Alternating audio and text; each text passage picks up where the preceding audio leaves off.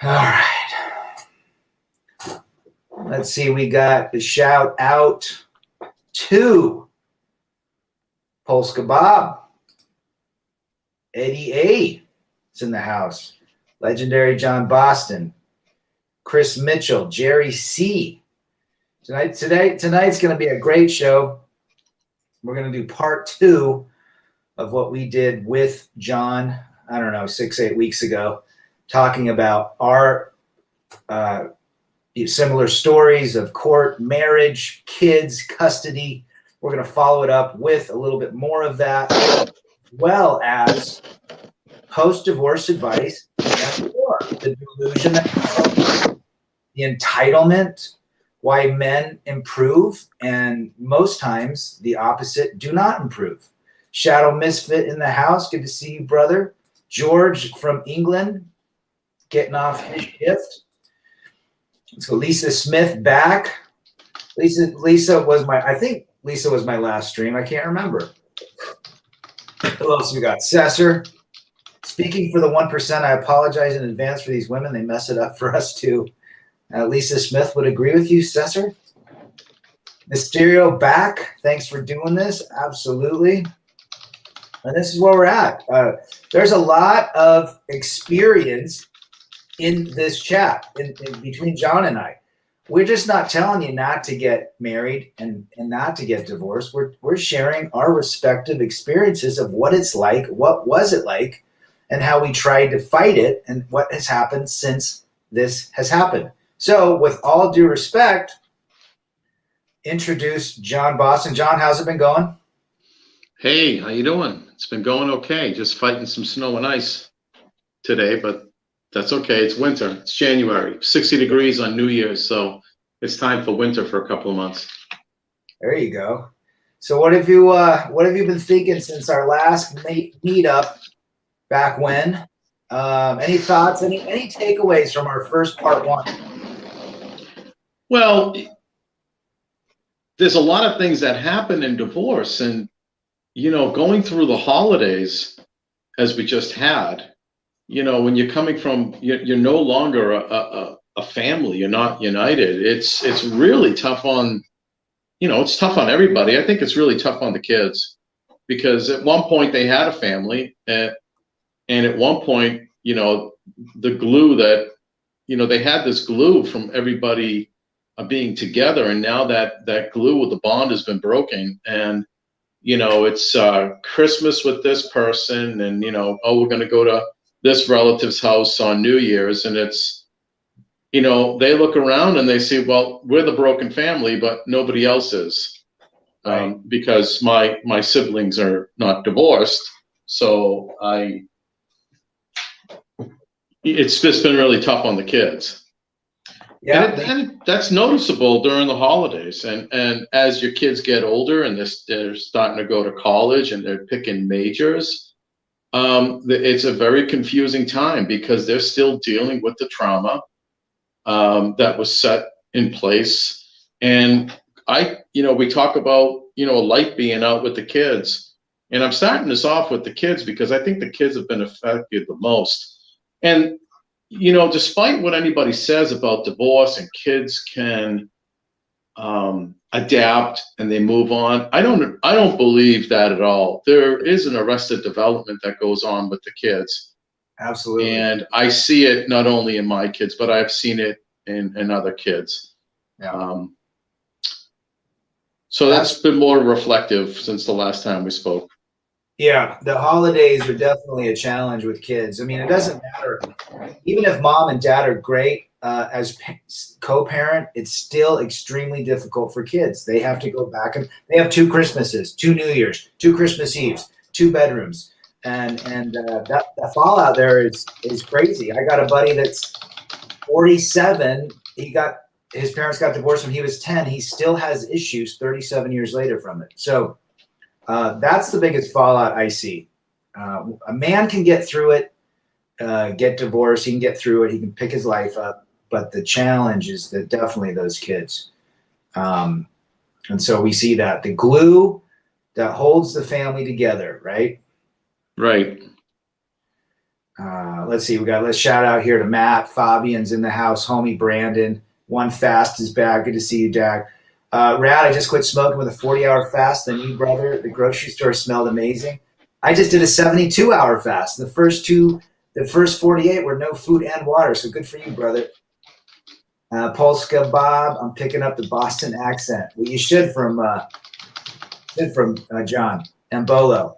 So here's where we're at, right? You go through this. You do, again, we're going to reiterate, you do not want to ever step foot in a courthouse. Yes or no, right? You do not want to be fighting somebody for your own offspring. You do not want to end up, and these channels are telling guys, look, there is a huge pitfall awaiting you. It's quicksand.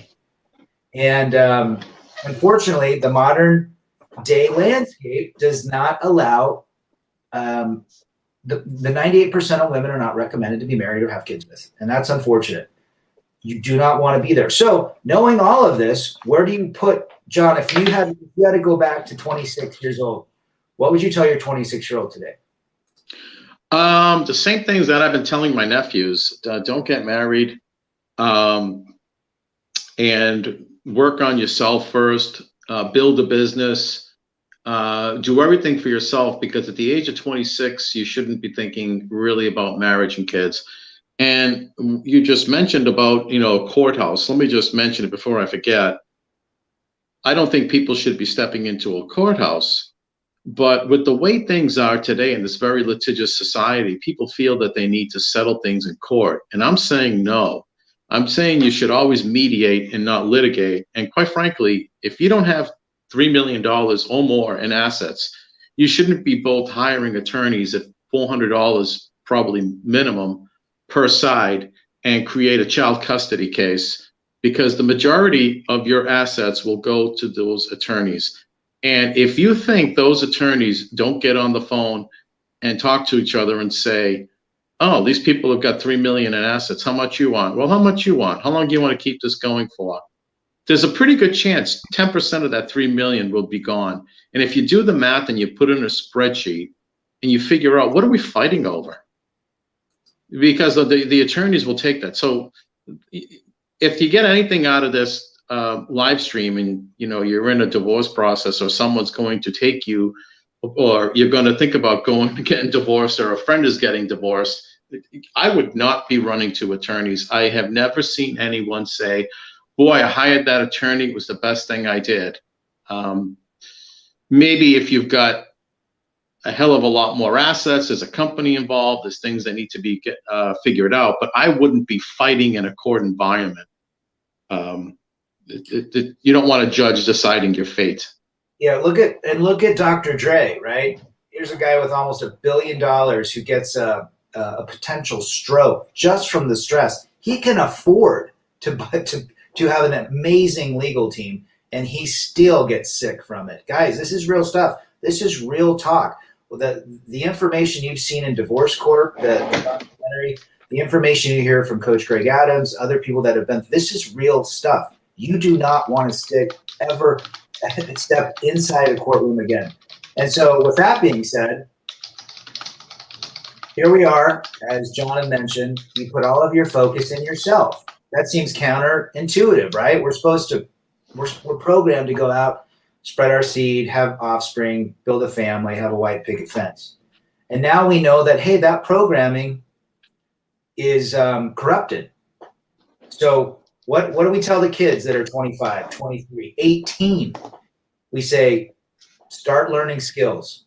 Get out of the dating market. Hey, if someone pops in your orbit, great, but don't give them an emotional attachment, okay?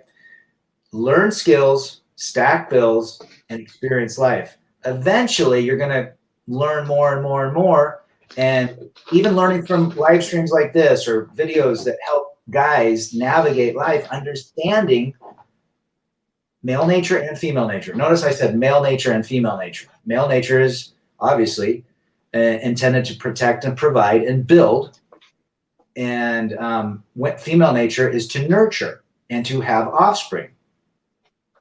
But it's all flipped around now. Thank you to the alphabet and feminism.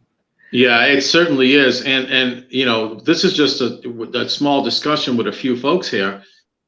But if you listen to mainstream shows, I happened to catch it was the Dave Ramsey show, and there was a young couple that was getting married, and they had a whole bunch of debt. And this is not the one that Greg Adams did a show on. This is another one that I heard. Yeah. They had a whole bunch of debt. They were going to get married, and they were going to consolidate their debt. They called back. I think they called back on the show, if I'm remembering what happened. But they did pay off all of their debt, and now they're going to look into buying a home.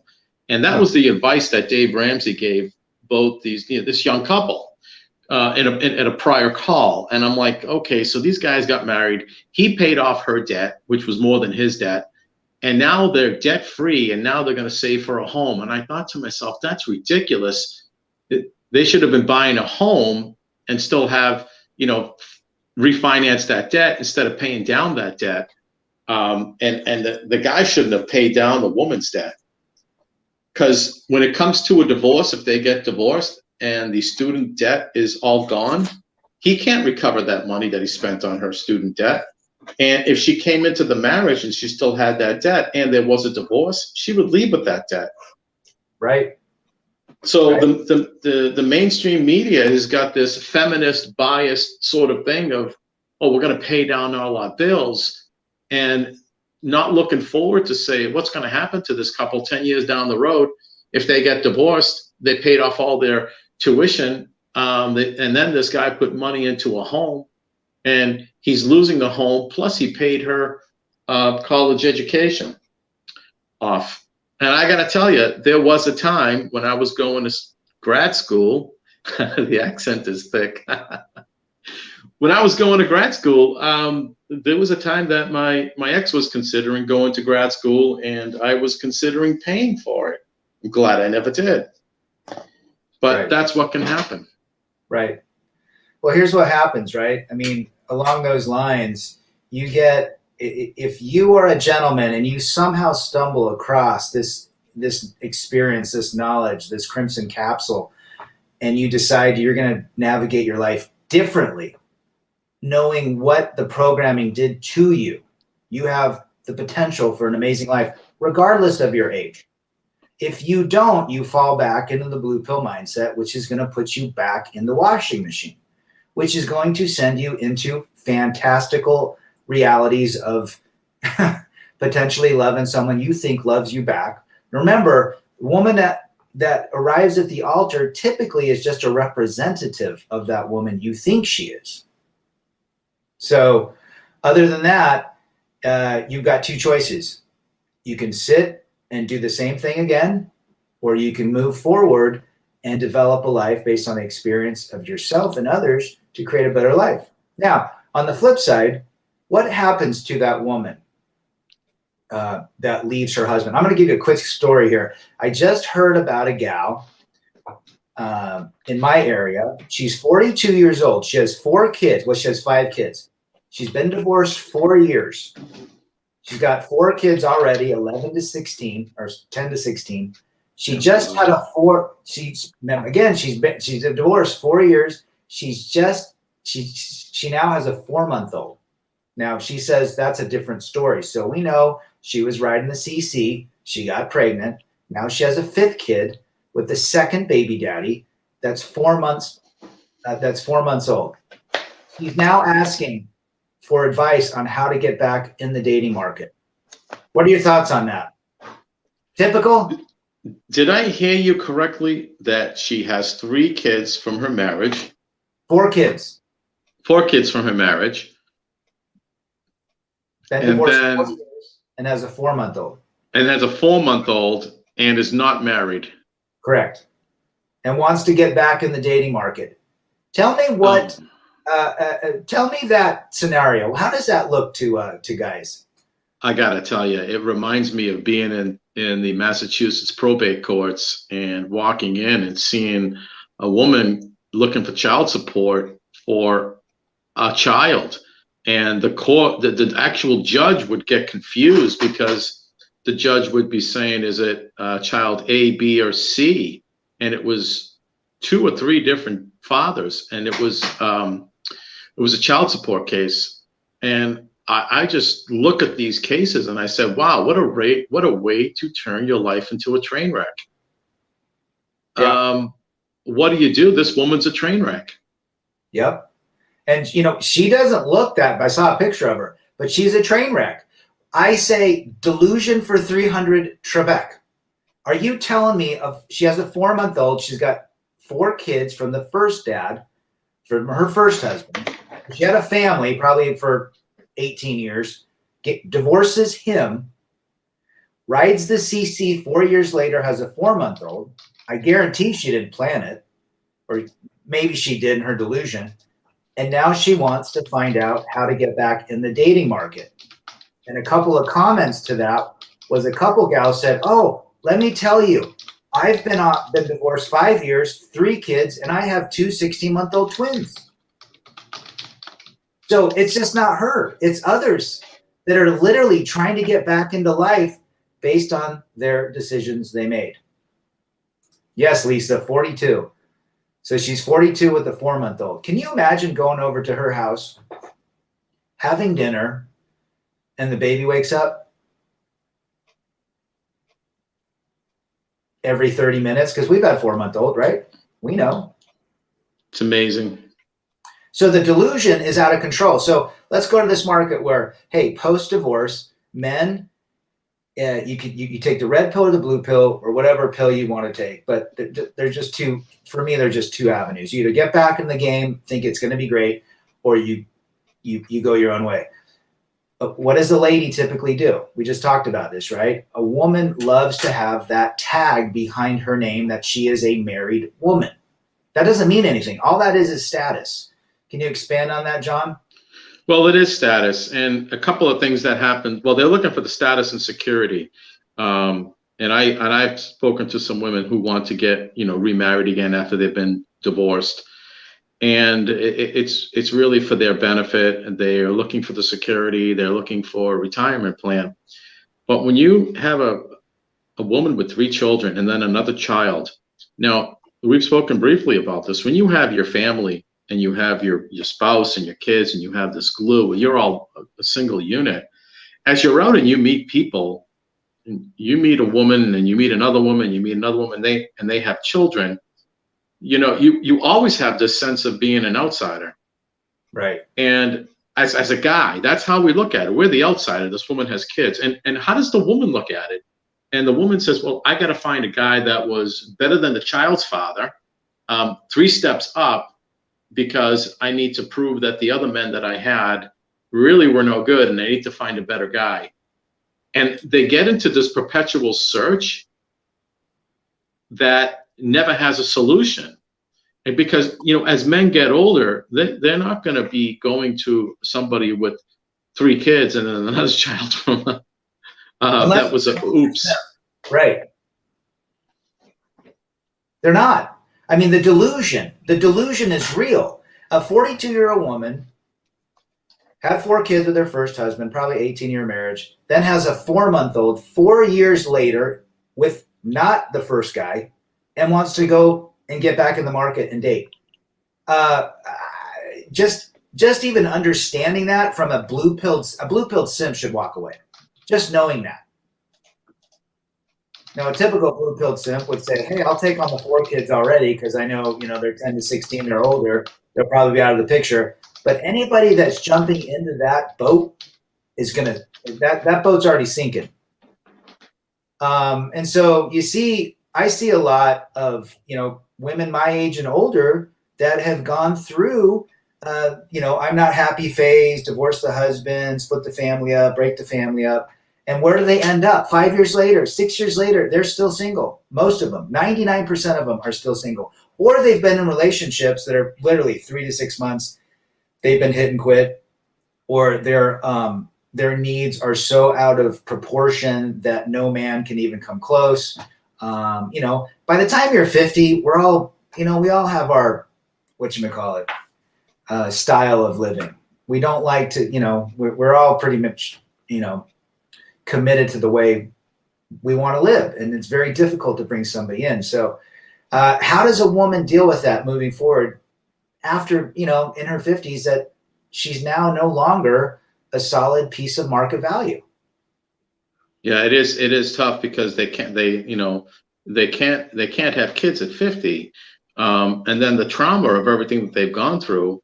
My ex to this day, admits that she shouldn't have done what she did, but it's too late. Once you press the nuclear button, that's it. It's over. And a lot of times they don't realize this, and I see too many of them really turn into the box wine drinkers.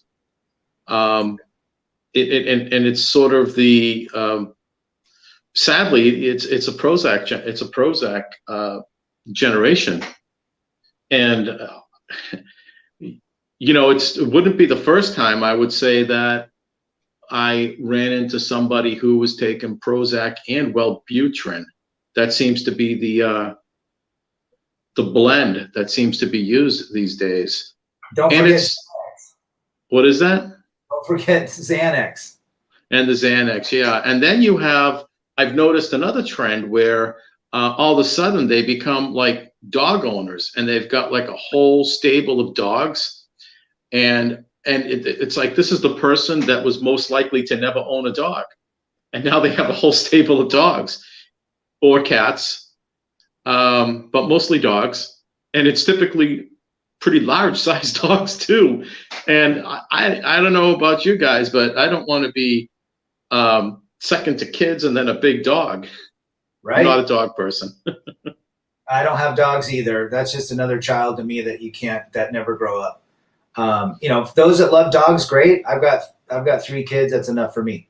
But you're right. I mean, they tend to go to animals that, they get a little emotional attachment to. They're medicated.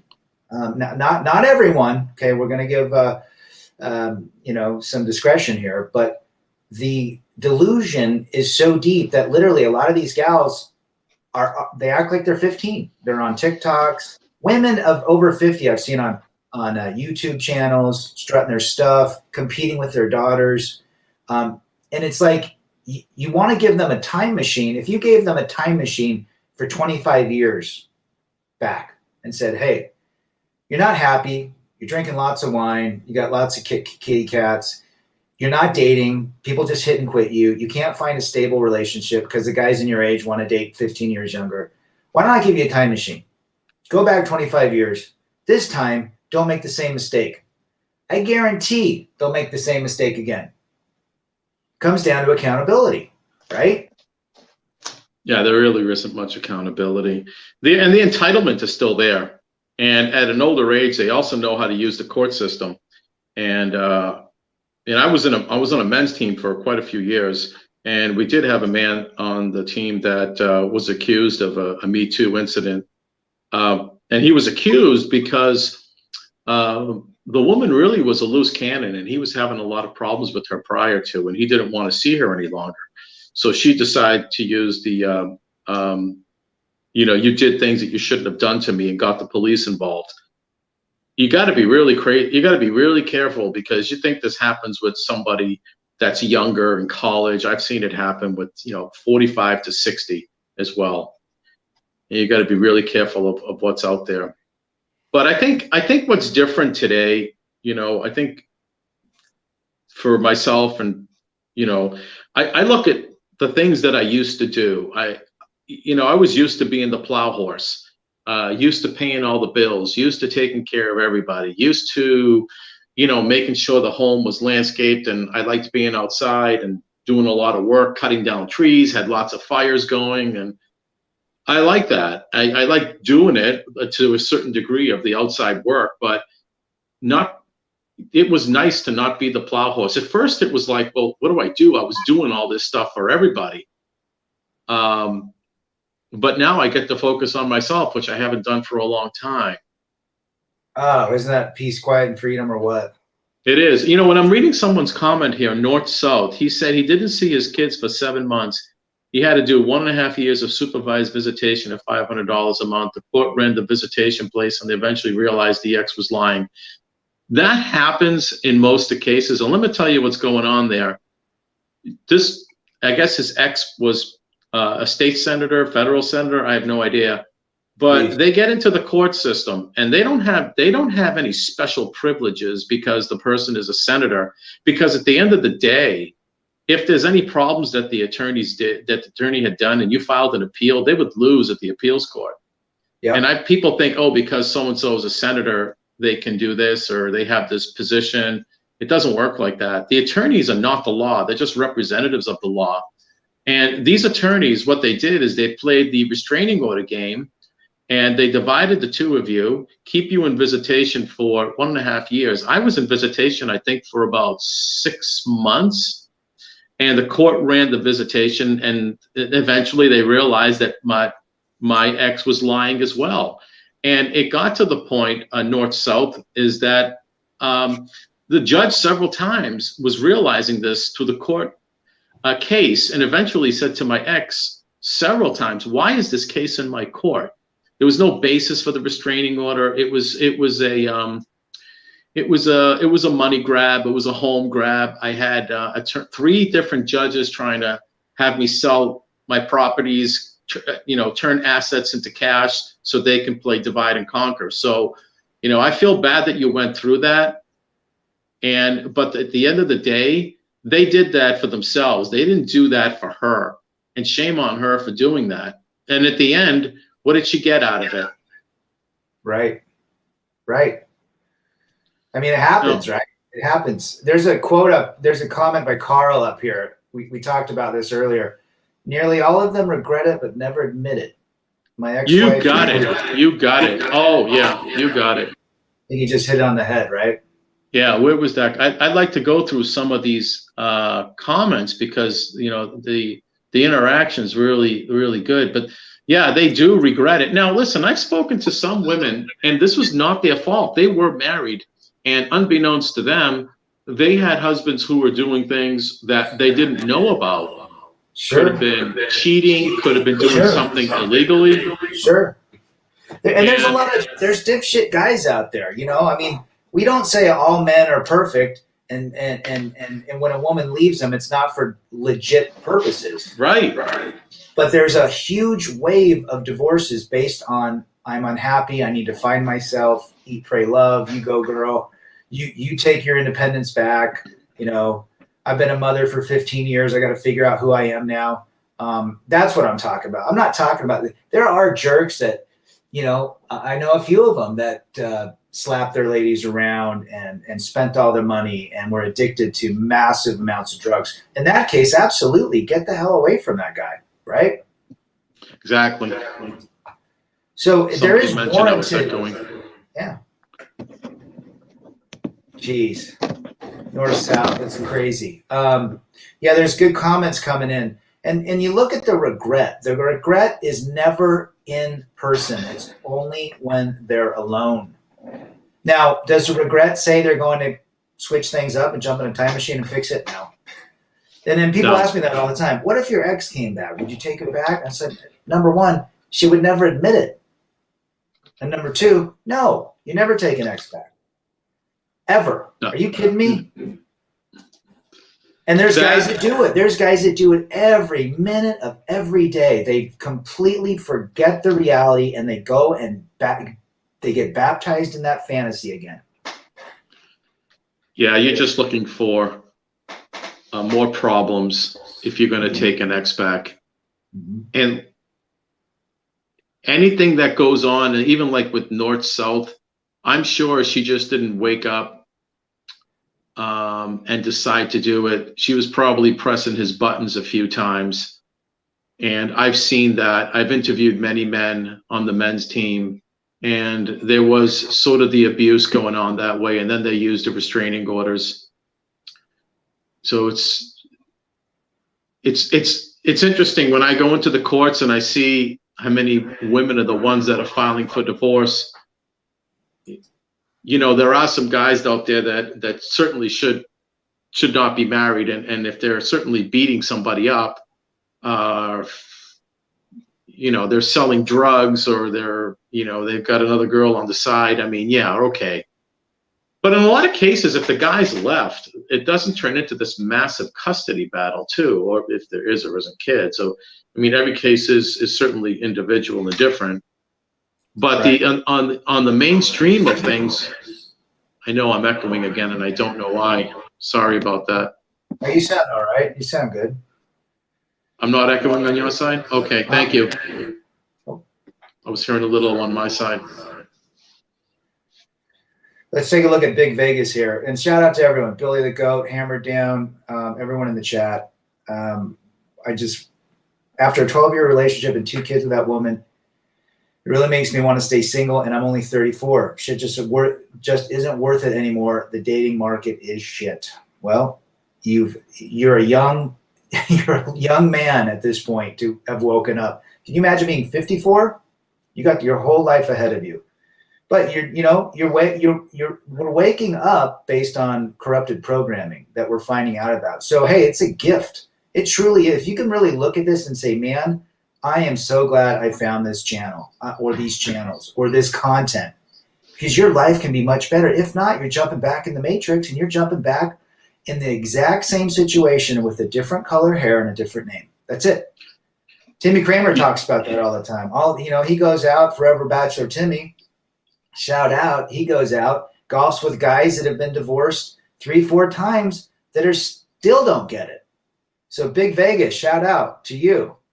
Shout out to Big Vegas. 34 years old. I'm not saying that you should go and get remarried, but if you do want to get married, I certainly would suggest that you would find somebody that doesn't have kids, so you can have kids again. I've seen that happen many times. Even then, even the cohab, it's difficult. Look, if you want a lady, this is what I would suggest: 2 separate domiciles, no marriage, no cohabitation, no kids. And when you see each other 2 to 3 times a week, and make sure that she takes care of her own stuff, you got your own stuff, you got your life, come together and be fine. Now, does that really happen? Women tend to want to be closer and closer and closer, then they blow up. Brandon Trueblood, a good attorney knows the law, a great attorney knows the judge. And mine knew the judges. Absolutely 100% correct. That's why I picked my attorney. He knew everyone in the court system. He was a referral from a sitting judge. There you go, guys. It's expensive. It's not. I had the best attorney. Bar none. And I only got what was fair. I'm sorry. I only got what was fair. But what I'm saying is, you got to find a player that knows who he's competing against, and he knows who the referees are.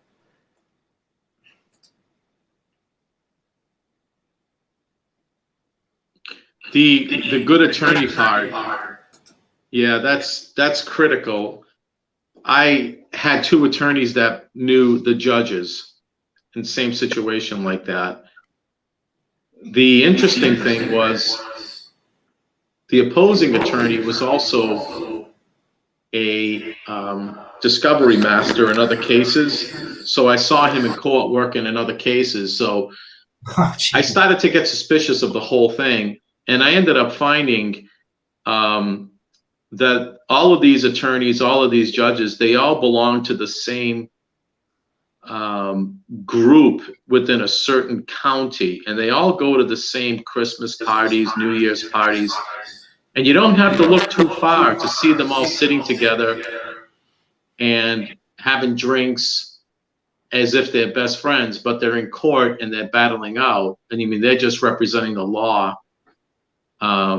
and trying to get through your case. That's why I say, stay out of the courts, mediate your case. These people don't care about you. I had an opposing attorney go up to my attorney and say to my attorney, he needs to sell this particular property so I can get paid. And I heard it. God damn. I had that attorney in the corner one day. We were in court. I said to him, you will never sell any one of my assets, and whatever she's got to pay you, you're never going to see it from my assets. And he didn't. You know, I just want to tell you guys, these guys don't care about you. You think you're hiring an attorney to represent you? No, they're representing themselves. And I just can't stand it when I see and hear women, especially, I'm going to hire this attorney. I'm going to get what I'm entitled to. They don't care what you're entitled to. They're looking at your assets and saying, how much can I make on this deal? Right. And then if you can't pay them, that's it. They either drop you or they file a motion for their fees, and that's it. Right. Here's a quick. Attorneys don't solve anything. Absolutely. Shout out to Sifu, Eddie, Bomer, George. I'll be 55 this year, says Eddie. Divorced after 28 years and 4 kids. Ex remarried 2 years later. No surprise. Guess you can't stand being alone. No, and what's going to happen is all she's going to do is transfer those issues you had to the new guy quicker and with more more pain. Mysterio, why did the sitting judge recommend? Because he fought against him as a DA, and my attorney beat him all the time. That's why. Let's see what we got. But yeah, you're right. I mean, guys, they don't care about you. They don't care. There's no such things as men's rights. Are you kidding me? Don't believe that. You have to fight it. That's why we're giving you advice to say stay out of the courtroom. The way you stay out is no marriage, no cohabitation, and no kids. And hopefully, that's right. Even there, you could probably potentially go in from a me also case, right? Seafoods just said someone didn't even live with the gal. And let's see, the separation is a good idea, but in Canada, a man has to pay $50K a month to a girl, $50,000 a month, $600,000 a year to a girlfriend who never lived with him. I think I remember that. Again, it's just, it makes sense to literally go your own way. You be the captain of your plane. You decide who gets to fly with you. Be smart about who gets to fly with you, right? And I mean, go from there. You get married in a church, and you sign that marriage certificate, and you're never told what's going to happen with that certificate. What happens with that certificate is when the woman files for divorce, that certificate now has to be dug up and sent to the attorney so they can prove that they were married. And if a man knew that if when I'm signing this marriage certificate, I'm giving somebody the right to sue me in a state court, and the day that I get married, I don't know any of these laws. Yep. I didn't. Yep. You become you get a law degree when you go through divorce. Didn't you learn a ton of stuff or what? Yeah. Oh yeah. I learned so much. It's like, but at the end of the day, who tells the best story and who knows the best players? Simple as that. And you're right. They talk with each other. How much money's at stake? I don't believe mine did, because he could have taken us for a lot longer. But in the end, I only wanted what was fair, which is a father and a mother in each of our kids' lives. And, you split everything down the middle that you acquired during marriage, which is a state law. And if the person works, no alimony, right? I like it what Sifu says here. The ex will always say the last relationship was abusive. How many times have you heard a woman that maybe you've gone on a date with, John, or you've met at a cocktail party that says their husband was abusive and controlling? 100%. Yeah. Yep. And so the delusion is not good for, if a woman is listening and she's 24 years old, I would say, find a good dude that wants to provide and protect you and love you, and figure out a way to appreciate him and support him if you can, because the reality in 20 years or 16 years when you turn 40, well, actually starts happening after the last kid's born. But typically, once you get to that point, you're now no longer of intense value anymore. You're most likely not going to have any kids. It's going to be difficult for you to find good relationships. Most of the guys you're going to get with are going to be already divorced as well. If you're 40, you're going to be getting 50-year-olds, 52-year-olds dating you. They're divorced with kids. They got baby mama issues. They got exes. And everyone's a shit show at this point. So that is my my situation. Hammer Down says, my next door neighbor is a single mom with 3 kids from 2 ex-husband who thinks he's a MILF. I know a bunch of those. I know a bunch of those. How many of them on Facebook? Right. The beginning of the year said, my New Year's resolution is to get married this year. Yep. You know, my sister still wants to get married. She's been divorced 10 years, and she wants to get married. Why do you want to get married? Because I want to have banana pancakes on Saturday. I said, you can do that any day of the week. You don't need to be married for that. But I just want to be married. There's really no rhyme or reason why they want to be married. They just want to say they're married. It's a status thing. Big Vegas 5. Yes, I'm glad I found this channel, Rad. You saved my life. And all the gentlemen sharing their stories. We all help each other. I've overcome heartbreak because of your channel. Great to hear that. There's so many good channels out there. Guys helping each other. This is why we do it. We help another person get through life based on their shit show, based on our shit show stories. Appreciate you, Big Vegas. They all collect the Title 4D. That's a good point. I was fortunate that I was on a men's team and I saw other men going through divorce, getting thrown out of their home, being sued in divorce court. So I already saw it. And then when it happened to me, it was like, okay, can we just get through this nonsense? We're going to be in court. We're going to waste all this money. Everybody's going to hate each other. What's the point? And it was just, that Nostradamus effect I had on day one was because I've seen other men go through it. And, men go into these things and the attorneys tell them, oh, you need to sign over this. You need to give your house away. You need to just give her everything. And that's what the attorneys want you to do because it just makes life easier for them and get your case over. And what they end up doing is they end up bringing up a huge bill on the other side. So you're just giving her all these assets just to pay the attorneys. And she thinks she's getting all this money and then she gets a huge bill in the end. My attorney, my ex outspent me,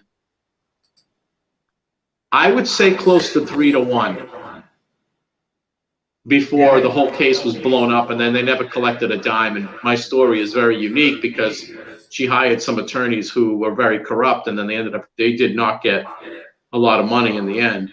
They didn't get anything. Right. And there was other things that were involved. And that's the other thing I want to mention. If you are in a divorce case and you do have issues going on, you think your attorney's hosing you over, and you think they're just keeping you in court, like North-South was kept in court all that time. That's ridiculous. You shouldn't be in court for a year and a half. At that point, you got to make calls to the Board of Bars, and you got to start getting information from them, and start threatening people. And don't listen to an attorney that tells you you have to wait till the end of your case before you can go to the board. That's bullshit. Call them out on their crap while they're doing it. Yeah, you went out on the front line, John, from yours going after her attorney. Mine had I think 3 attorneys to my 1 attorney. So she outspent me because she had to reinvent the case every time. But even if you get a new attorney during your case, let's say you're in it 9 months, you can't reset it. You can't. Here's some advice. If you're in a divorce and you want to switch attorneys, it's not going to do anything for you. If you're 9 months into it, it's over. It's been over since temporary orders. That's what mine did. Mine thought she went with an attorney that someone she knew that got more alimony or some more child support. It didn't even work. It was like, yeah, from temporary orders, it's pretty much most of it's done.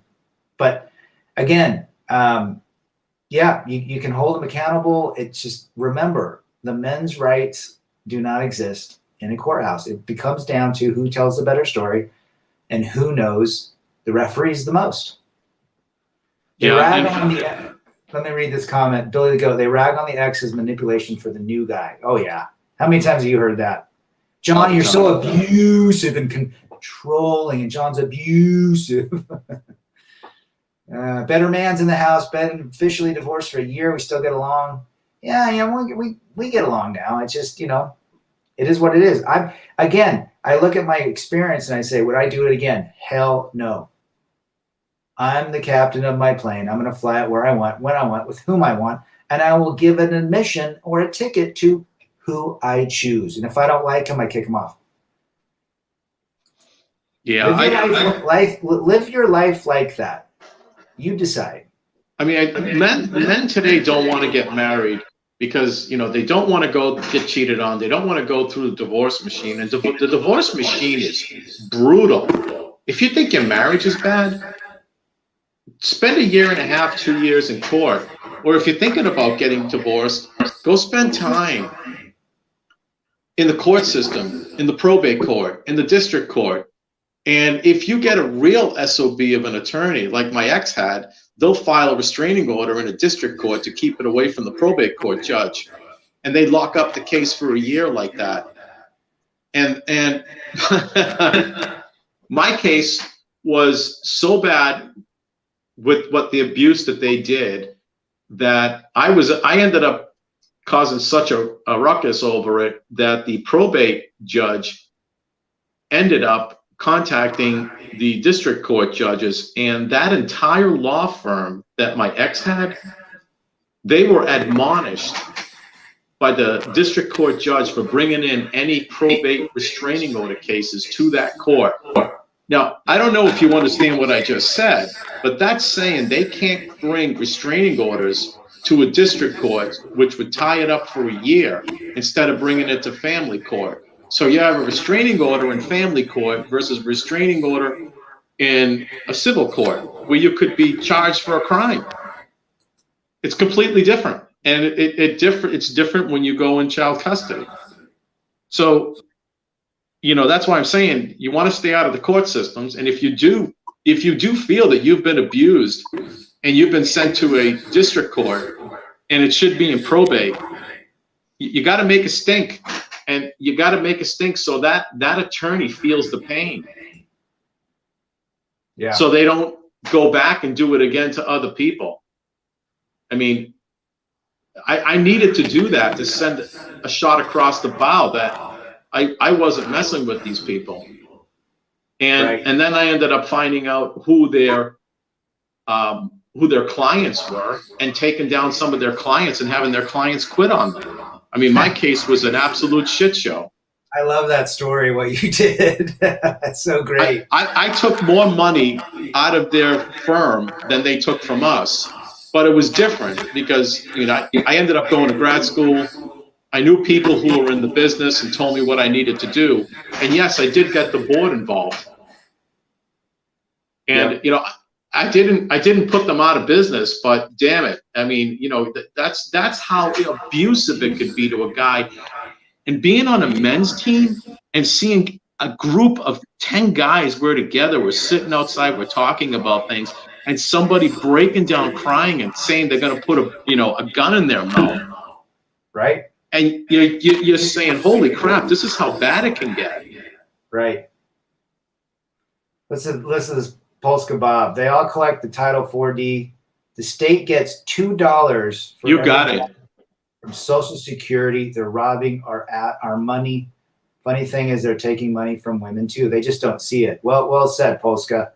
That's the reality. I mean, the experience of having gone through it, the experience of talking to others about it, and hopefully, young men are waking up to realize that it is not a good deal. Now, I didn't get married, nor did you, John, to get divorced, but we're in this situation. We're now single men raising kids, or ours are pretty much raised. But the reality, you got to look at the reality. And most guys look at marriage today as a fantasy. Oh my gosh, she's going to love me more. We're going to get rich. I'm going to lose weight. It's going to be this like amazing experience. And you know what? The opposite is true. My sister got married. She proposed to her husband 10 years ago. But they're still married, but she thought, she was a heavy gal. She thought the moment her and her husband got married, she'd lose all this weight. They'd be rich. Guess what? He still drives a dump truck. He's 80 pounds heavier. They live in a trailer. So remember, the fantasy is not the reality. Here's a good comment from North South. Never get mad or emotional. That's where I went wrong. Absolutely. If you get emotional or mental or mad, that's a beta male behavior. You just have to shut your mouth, and walk out. But that didn't work. I don't know if that would have worked with me in my marriage. Eventually, female nature woke up. And when it woke up, you couldn't put the genie back in the bottle. Right. So all good comments there. A Shot Across the Bow is a great rock or metal title. Good one, John. Yeah, 4D, that's another thing. But, think about it. You're working, you collected a whole bunch of assets, and all of a sudden you've got a wife that someone put the bug in the rear about hiring an attorney, and all of a sudden you're in the court, your bank accounts are being gutted, your family's being ripped to shreds, and your kids are like, what the heck's going on? I mean, my parents were together, and they always were together until one of my parents passed away. And I can't imagine my parents breaking up and growing up without both my parents, because I had a mom that was, a stay-at-home mom, and she would do things with my sisters, and my dad would be involved with me. So we had this separation that we would be doing things, and we had, a big family. And when we would get together and there would be events, a lot of my parents, their aunts and uncles that were here from Europe, my grandparents would be here from Europe as well. We had a lot of elders growing up. So we saw a lot of intact families together. There was no divorce. But now the commonplace is for everybody to be broken up. And as you drive down the highway, all I see is buildings with 200 units being built, 2-bedroom, 2-bath, 1,000 square feet, 600 grand, and a certain amount for low-income housing. Right. And you walk by these places, you'll see single mothers all over the place. Yep. We have a society of just people not together. You need that emotional attachment with other people. Right. Somebody said, how dealing with the loneliness. I have kids. You tell my family's 1,000 miles away. Yeah. Well, I have a lot of family around me, so I don't think I'm lonely, but I do things. My day is occupied all the time, whether I'm, going out for walks, doing some exercise. During the week, I am a full-time trader, so I'm busy during the week. And then the weekends are when I could actually relax a little bit. You really need to do things for yourself. It's a good time to start a business or do things you always wanted to do. Yeah, there's a lot of loneliness when you begin to wake up and realize, your whole world has crashed down, thinking the programming, maybe it was you and your marriage that didn't work, but maybe there's an opportunity with somebody else.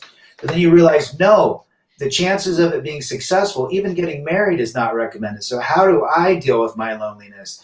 Or at one point, sure, we're all lonely. The day I moved out of my house with 3 kids to an apartment, a nice apartment, by the way, that first night, when not hearing the footsteps walk around to get a glass of water or to shut the door or what have you, it was tough. It was extremely tough. And there's a couple ways you can deal with it. Either remove yourself and numb yourself to it, whatever manner you think of, or accept it. And you have to accept the fact that you are in a position of you're no longer together. What your world is now shattered.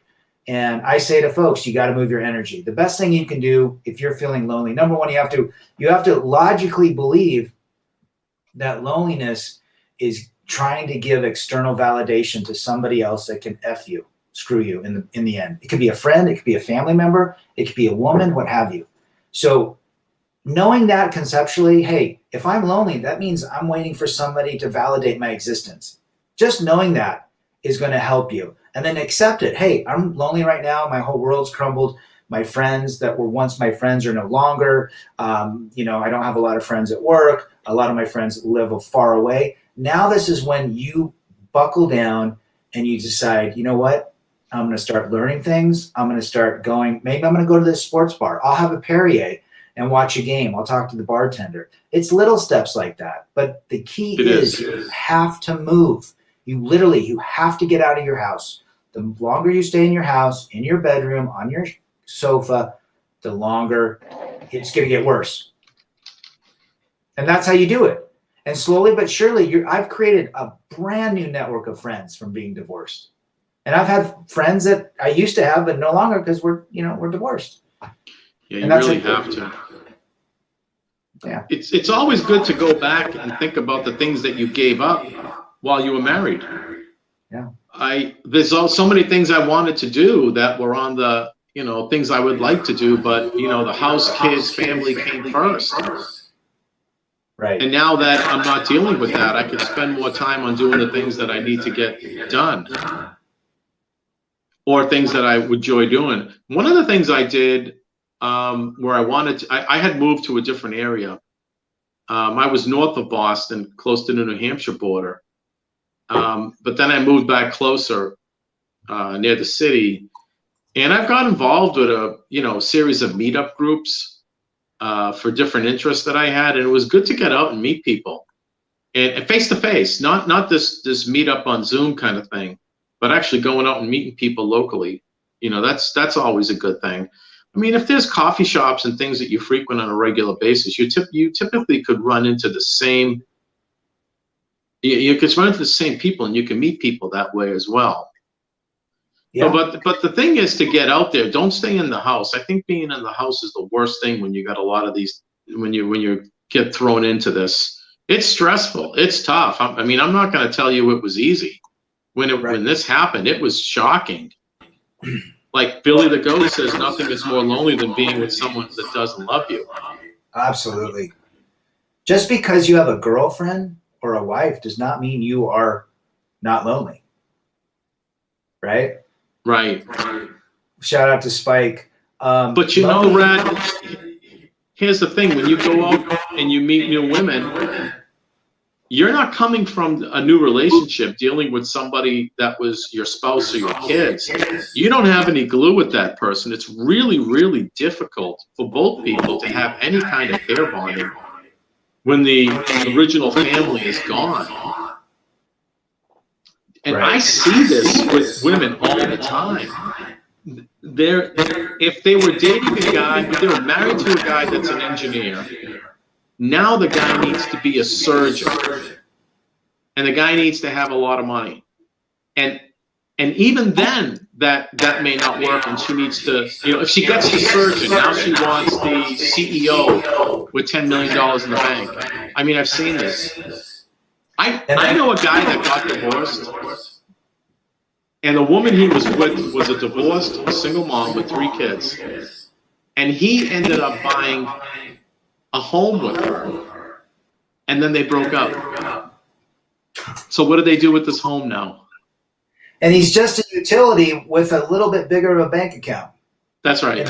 But he thinks his title and his career and his prestige as a surgeon or what have you is going to allow this gal to just hitch her wagons to him, and they're going to be in love forever. But she just saw him as a gateway to a better life. Well, this guy owns a business. And she didn't own a business, and the ex-husband didn't own a business. So this guy comes along, he's got a lot of money, buys a home, and like I said, the relationship broke up. This woman was infatuated with the money, infatuated with what he could provide, and then realized this is really not the guy I want. And she's been on the carousel for a while, and it's just another guy in the rotation. And it's the premenopausal women that I see, and the postmenopausal or during menopausal women where I see a lot of this happening, because that's the age group that I sort of run into in my own life.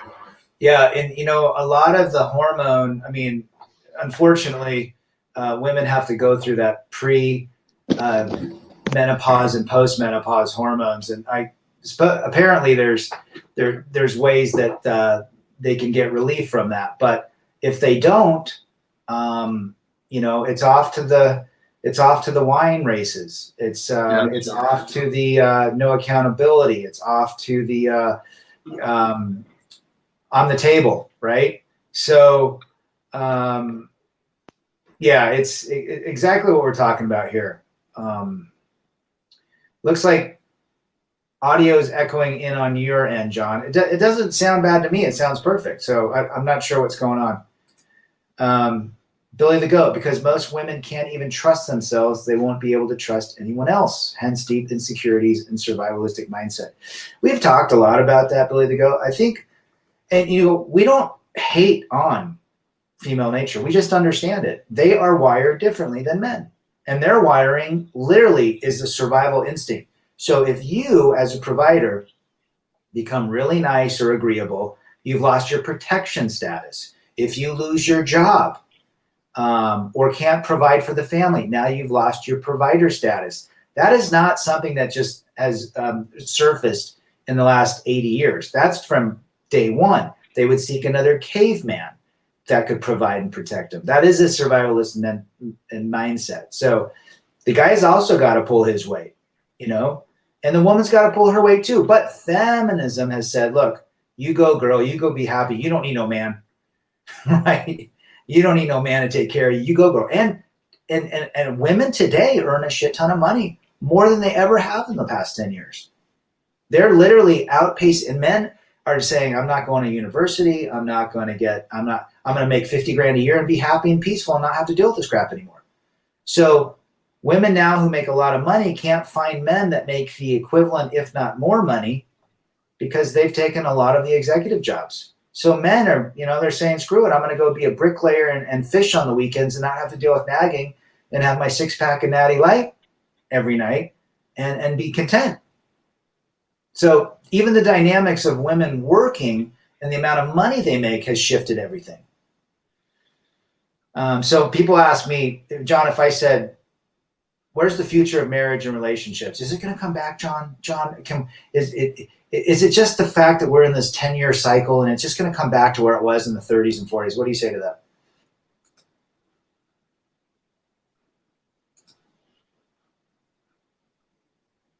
You on mute? John? All right, I'll read some comments. Girls' night out spells the end. All right, you're back. Can you hear me okay? All right, I'm back. Yeah, sorry about that. Did you hear the last thing I said, which was, if I was to ask you, what's the future of relationships and marriage going forward? Are we just in the kind of a small little cycle where it's going to go back to the 30s and 40s and relationships are going to be where they once were? What are your thoughts? Well, with women making more money, there is a reality slap when they finally walk into the attorney's office and the attorney says, well, this is what you make, this is what he makes. Since you're making more money than him, you may be paying him alimony. Maybe that would change things. The laws that are out there today, and we're talking hetero couples, but if you look at the non-traditional couples out there, man or women, that is so flat compared to the husband-wife dynamics. So I don't think things are ever going to go back, because now you have these alternate lifestyle marriages, and there's precedent that's been set there, and that precedent is also in the regular marriages. Well, things aren't going to go back.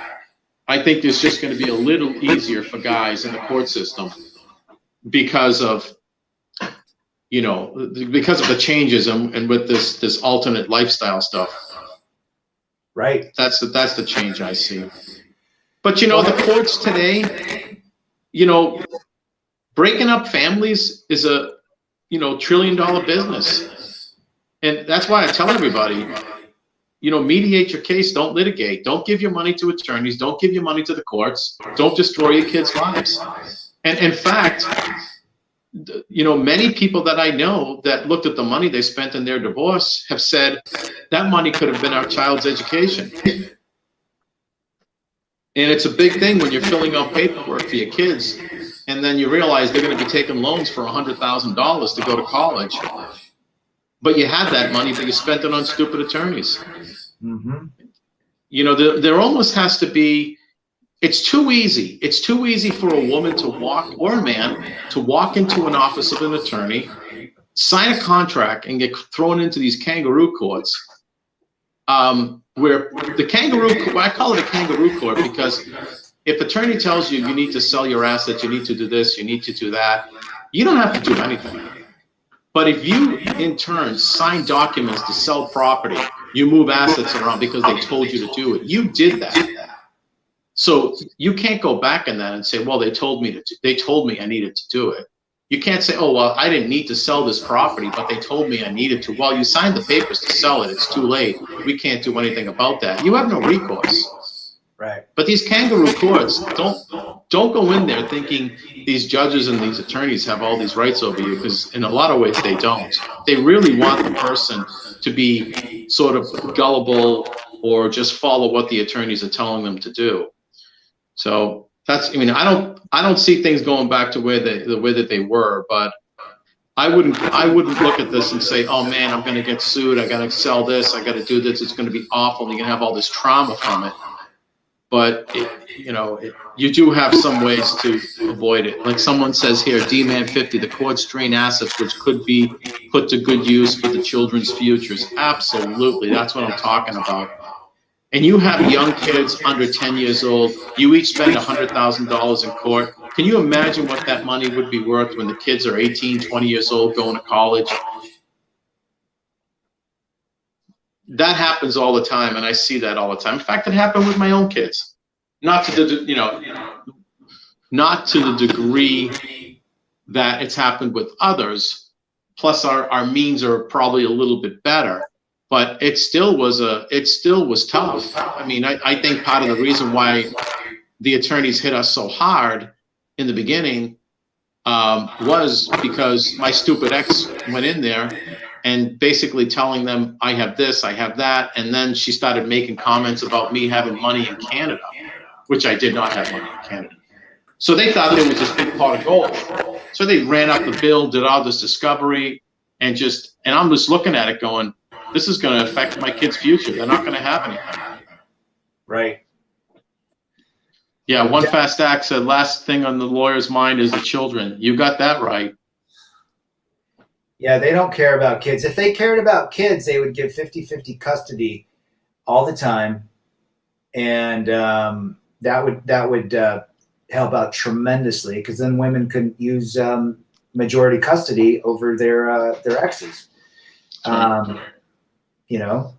Now are there, there are some not good fathers. There are some not good mothers, but I would say the majority of fathers and mothers want to be part of their lives. The courts are set up to strip the father of rights. This has been orchestrated for hundreds of years.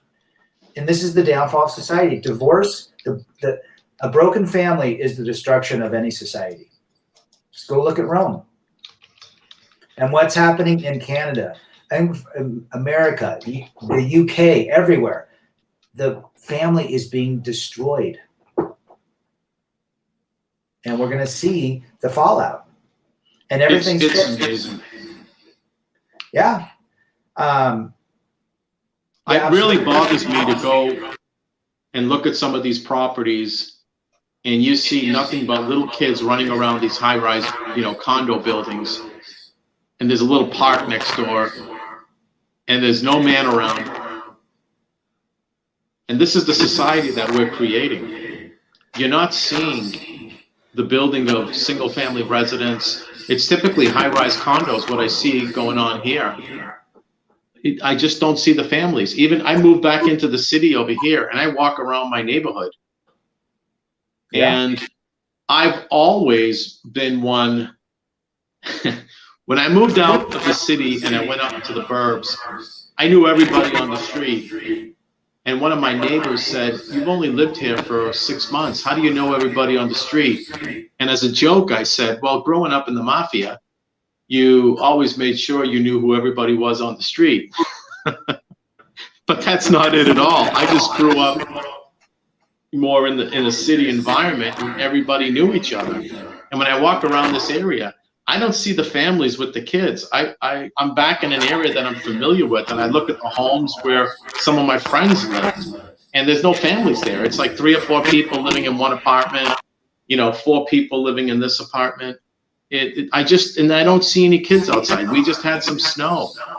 And we used to see kids all the time going down some of these hills. There's nobody outside. There's no kids outside sledding. They're not living in this area where you would typically find a lot of families. It's sad. Families are the glue of society. Without families, society crumbles. When you flip-flop roles of male and female roles, where the man becomes basically the woman and the woman becomes the man, and I'm not talking about the transformer movement. I'm saying in duties, it crumbles. Society will crumble. The man is the pilot and the woman is the co-pilot. It's as simple as that. That's how civilization has lasted for umpteen thousands and thousands of years based on that model. Remove that model or flip that model, guess what? Within the last 60 years, what has happened to society? John Anderson, I divorced my wife because I thought it'd be better for all of us, and he looks to be correct. I'm sure you have the exact reason to do that, and I can't imagine what she was like, but I'm sure it was not something to hitch your wagons to for the future. Yeah, there's a Polska. There is a live stream we did where John talks about his story. He's talked about his story quite a few times, actually. Big Vegas, here's a great quote. You know it's screwed up when broken families have become the norm. Yeah. The normal, where, and even in Utah, the rate of divorce is through the roof. The hive mind is real. The Princess Destiny syndrome is real. The you go girl syndrome is real. The I don't need no man syndrome is real. But you know what's really real? The consequences of those decisions. That's what really is real.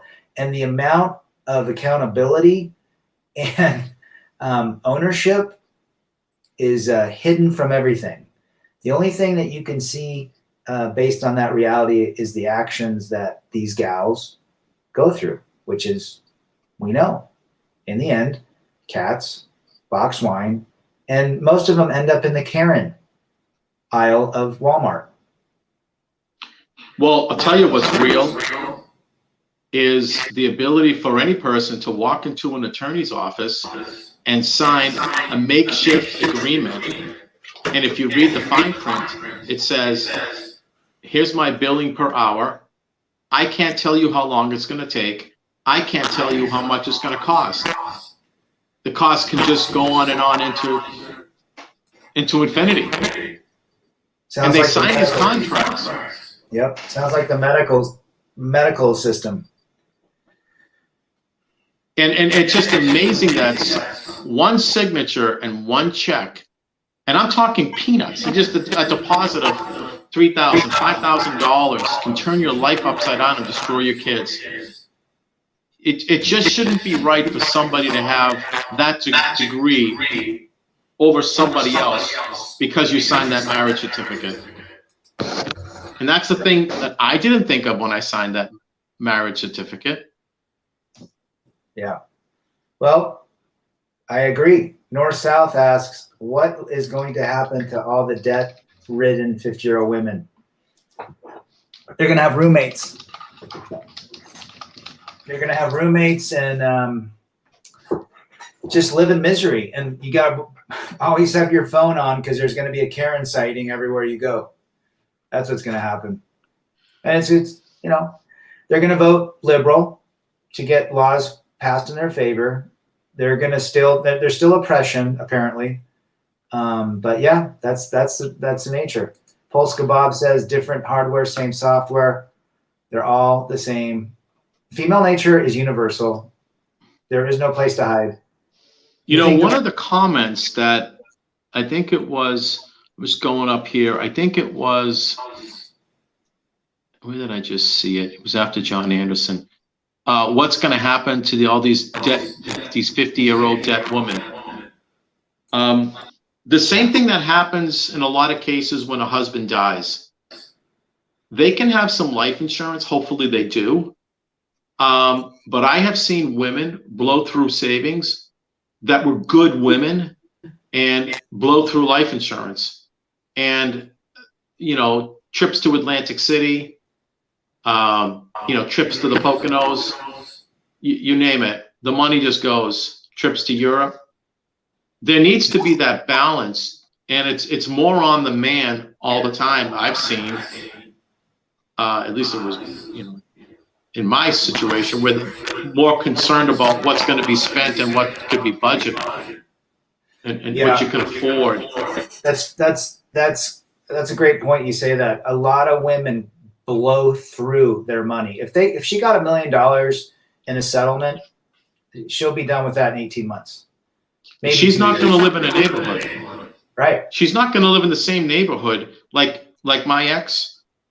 There's no way she can afford a 3,000 square foot colonial where we were living before. Mm-hmm. It just doesn't work. And these are the people. That's why I'm saying you're seeing all these townhouses and condos and this liberal mess of a society we have, especially here in Massachusetts. They love broken families. They love it because these are the people that are going to vote Democrat all the time, and puts more power in the courts for women. And it's I mean, I know it's becoming, a little bit more balanced, but I'll tell you, I've been into some of the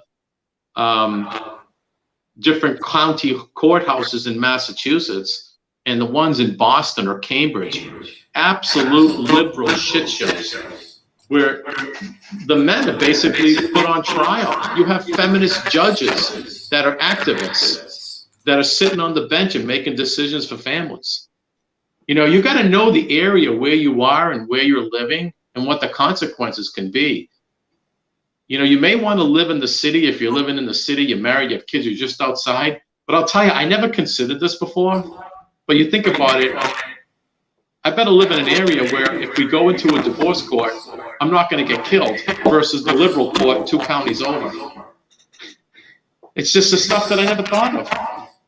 Yeah, I agree. Hey, Greg Patterson says, John Boston, turn his volume down. It's creating a very weird effect. Bring it down a step or two. I can hear you fine, but good to have you, Greg. Yeah, you're right. I mean, they blow through it quick. I remember I went out with a gal that made, I don't know, 120 a year, but she spent 250 a year. She was broker than broke. It didn't matter how much they have. There's very few women that actually know how to budget, that even know what reconciling a checking account means. Remember Jen's no effie, no problemo. Dare to resist, shadow misfit. Resist lust, temptation, and single moms. Yeah, be smart. Be smart. In the end here, let's wrap it up here. Well, I'm going to throw one more thing out there. Sure. Do not be going on websites in the Philippines, in Asia, thinking you're going to find a woman that's not an American woman and she's going to treat me differently. Right. It doesn't work out like that. I knew of a guy that had a family business, met someone, I think it was in Thailand, and he can't own property in Thailand. And he ended up using a lot of his money to build property in Thailand. And as an American, he can't own the property, and it was in the wife's name. Well, she ended up divorcing him. He was forced to sell his family business, and then she took the kid and ran off to Thailand. And I have not seen, out of all the relationships I've seen with these Asian women, I would say 70%, if not 80%, ended up in divorce. They want to come here, and they all, it's crazy. They all end up getting divorced, and then they all end up going to these. There's this big group at the Wynn Casino, which is not too far from me. There's a big group of Asian women that hang out there. They're all single. They're all post-wall, and they're all looking for some rich Asian to take care of them now that they've divorced their stupid American guy that they brought, that brought them here from overseas. Yeah, and I think I can write a book on that. Oh yeah, I've seen it here too. I saw it in Oregon. I knew a guy that married a Thai girl after 3.5 years. I think it's 3 years they have to be in the States so they won't get deported, and they divorce them. Somebody mentioned Christian African women. The African society is really different. They do have the values, but the problem is once they come to this country and somebody tells them what their rights are and what they can do in the court system in case they aren't happy, they're Americanized. They're not from their country anymore. Yeah. So it's the same situation. Yeah. Sifu says a woman who comes here on a green card can claim abuse. I just talked to a guy in India who came to India, married his Indian wife from India in New York. He had to leave the country. I think it's Mr. Valorum. He's in the chat. He had to leave and she got to stay and he has to pay for her. And she is a foreigner and he is a foreigner. So the court side with foreign women that are brought over here. That's true. Again, Sifu is absolutely 100% right here. I want to comment from Sifu. I've been in court and I've seen women come in and they'll be outside talking to the attorney. They do speak English, but they need to get an interpreter. And they all go in and they say, I'm very afraid, I'm very afraid. And they say it in their native language and they have the attorney tell the judge through the interpreter that they're very afraid and they need a restraining order to kick out their husband. And because they're not from this country, they don't know the laws. So they play the wicked victim game. I've seen that. It's just amazing to be outside the courtroom and see them speaking English to the attorney, and then they get in the courtroom and they don't speak English anymore. They need an interpreter for their native language. What a playbook. Are you kidding me? Guys, they know everything. Everything. They're watching those that went before them fleece their husbands and those that fleeced them before and before and before. This is, again, prevention. Prevention. Prevent yourself from ever stepping foot into a courtroom, ever getting fleeced, ever being potentially accused by not getting married, not living with someone, and not having kids. And even then, there could be issues. Right? Don't quit. Foreign women are more dangerous to deal with. He knows. He has kids with them in a different country. So, yeah, he sees it as well. Okay, drummer. So, Geomax is basically defunct and a bad idea. I would not go in Geomax. Go watch 90 Day Fiancé with all the couples that are foreign, the guys that go over for foreign women. Watch. Right? This is what we're talking about. Anyhow, let's close it up here because I've got to run in about 8 minutes. But any parting words, John? This has been a great stream. Definitely value the guys value the experience. We value the experience in the chat. Any thoughts, words of wisdom from the topic or any other topic? I think you just went on mute. There you go. Are you there? Yeah. I don't know what's going on with that. I hope I'm not echoing. No. But it's just a tough thing. You know, as I'm about to say what I'm going to say, I see a 25-year-old get out of the hospital and his wife had the divorce papers ready. I mean, that happens.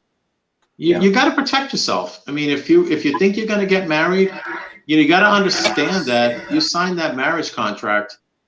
You better have a pretty good ironclad divorce, prenuptial rather.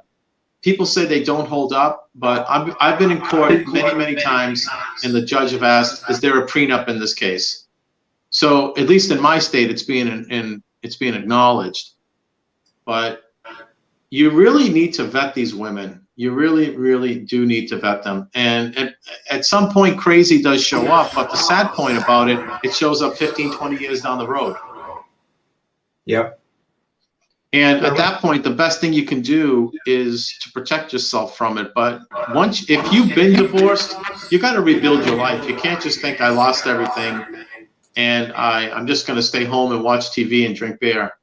I mean, that's the wrong thing to do. And in a weird kind of way, you being sad and depressed about it, and if something happened to you and you had a certain demise from it, your ex would look at that and say, wow, I made the right decision. Absolutely.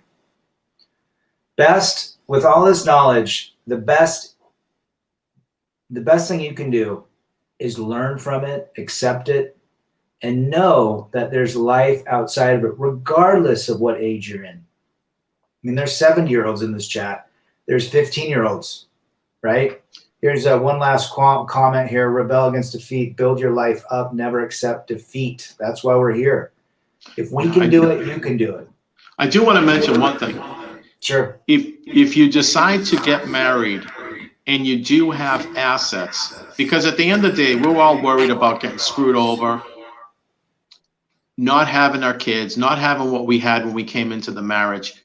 I recommend you take everything that you have and you separate it legally from what you have going into the marriage. So if you have property, if you have money, if you have a business, you have that separate legally from your marriage. So you don't commingle funds. You don't commingle assets. And I'll tell you, if you come into a marriage with property, with assets, and then you sell them in the marriage and they're not separated, those become marital assets, and you just gave away half of it to your spouse. I had a friend of mine, and she was a CPA in New York, and she had a few friends who owned condos in New York, met some women, they wanted to get married, didn't want to live in the city, and every single woman forced them to sell these condos and buy a house in the city. And it's funny, the ones that sold the condos after they got married, those are the ones that got divorced, and they ended up giving away half the money in a divorce. Yeah, absolutely. Along those lines, I was watching a YouTube about a divorce lawyer. He wrote a book on how to keep people married. Who would know more than a divorce lawyer, right? Great guy. I'll have to figure out who he is. But he mentioned, if you're going to marry, the first place you should go to is pay an hour's time for a divorce lawyer. Makes sense. Right? All right, you guys, it's been great. John, thanks again, brother. Thank you. Stay warm, keep investing in pause, and we will be back again with another live stream. Thank you all. All right, John, talk to you soon. Thanks. Take care. See ya. Bye-bye. Okay, bye-bye.